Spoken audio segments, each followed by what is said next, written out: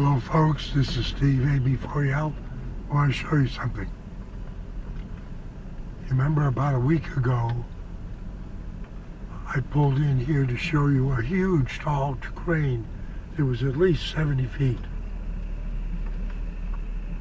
And it was obvious that there was a truckload of structural iron, steel, and this is what they put together.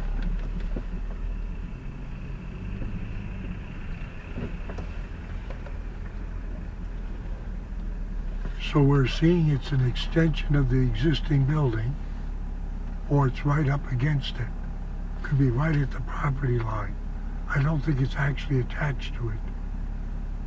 But there's a limited amount of space, and they've been digging also for the foundation needs like drainage, sewer, toilet.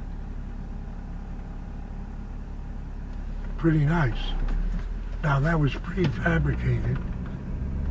Let's go around the front. Car parked like that suggests with a temporary plate that they just bought a used car and it's conked out on them. That's just a side note. So we're going to go around the front of the AT&T.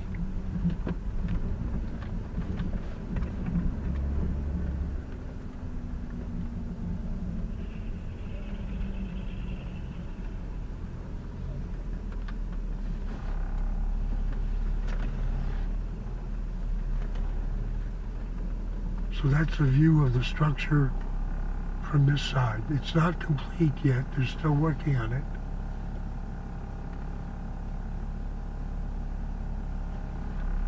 We'll watch the progress and see what the outside architecture looks like.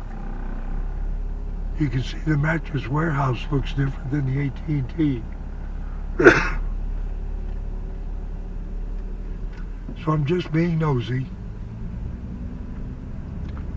Steve A.B.4L, just curious about what's going on. Is business good? Is business bad? This strip, they're cramming as much store space into it as they can, but it's not the size of the building like for the farmers furniture market. It's not the size of the Harbor Freight, and you see the one straight ahead has been unrented for several years. So they're looking for smaller premises, just the way they crammed in the stuff across the way that used to be a steakhouse and is now 3 buildings and another 3 businesses in a building and another business next to it, and it's cramped parking lots. Pardon the commentary. Steve A.B.4L, just being nosy, saying see you in 73.